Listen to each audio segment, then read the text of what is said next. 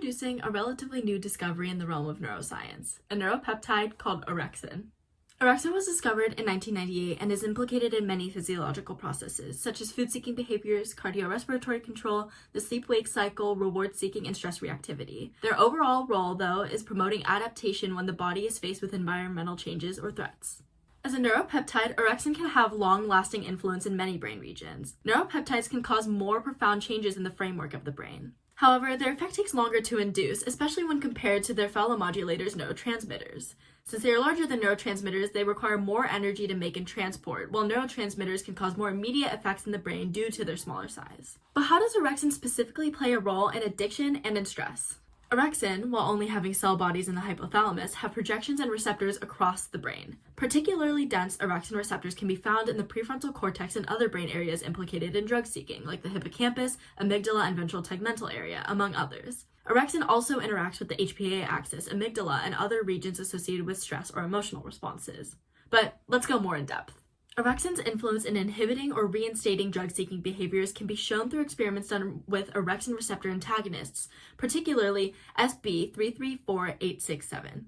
Orexin has two receptors, orexin receptor 1 and orexin receptor 2.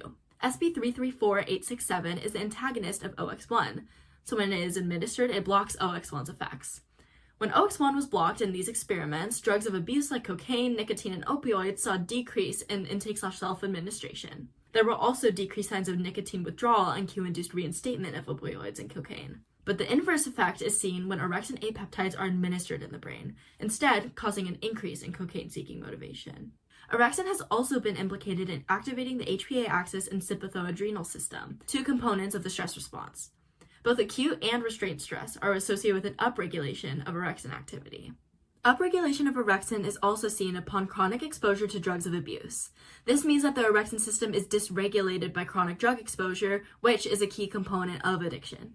This is the beginning of a dangerous cycle. Stress can cause an upregulation of orexin activity. Increased orexin activity can encourage drug-seeking behaviors. Drug-seeking behaviors, especially if they develop to be chronic, also upregulate orexin, further dysregulating the orexin system. Dysregulation of the orexin system can also lead to maladaptive stress coping mechanisms, one of which can be drug use. However, while the orexin system's large-scale changes could exacerbate harmful conditions, the experiments done with orexin antagonists reveal a potential for orexin antagonist-based medication to be developed to prevent maladaptive stress coping or drug-seeking behaviors from forming or continuing. Medication involving orexin already exists, particularly to treat insomnia, but there could be a future in using orexin-based medications to treat addiction, especially if it was used as a means to cope with stress.